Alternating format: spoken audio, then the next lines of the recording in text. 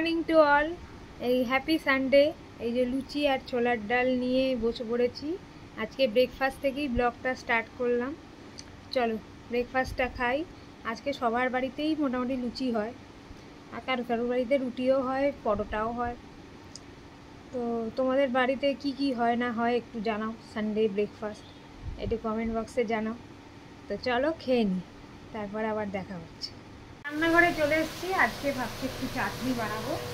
চলো চাটনিটা বানাই। অলরেডি 5 ফোড়ন দেওয়া হয়ে গেছে তেলের মধ্যে, অন্য সময় সর্ষে ফোড়ন দিয়েও করি।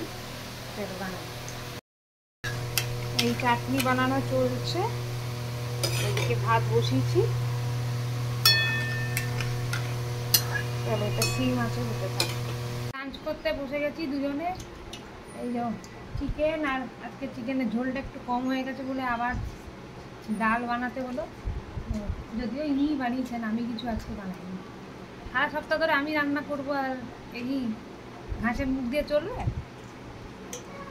বলো? যাই হোক চল খেয়ে নি, তারপর কথা হচ্ছে।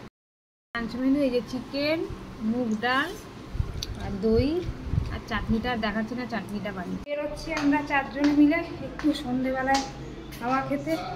সারাদিন ঘরে বসে থাকতেও ভালো লাগে না। চলো বেরোই।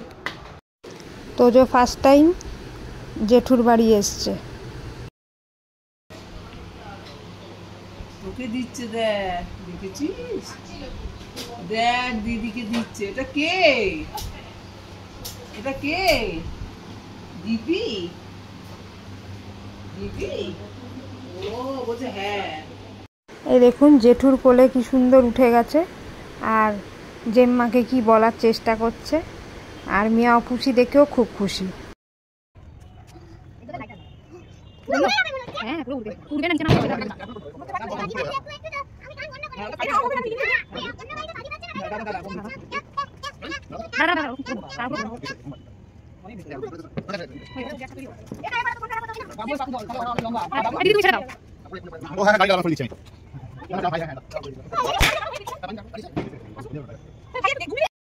এই দেখুন এখানে ফানুস ওড়ানো চলছে প্রচেষ্টা, বাট আলটিমেটলি ফানুসটা আর উড়লো না।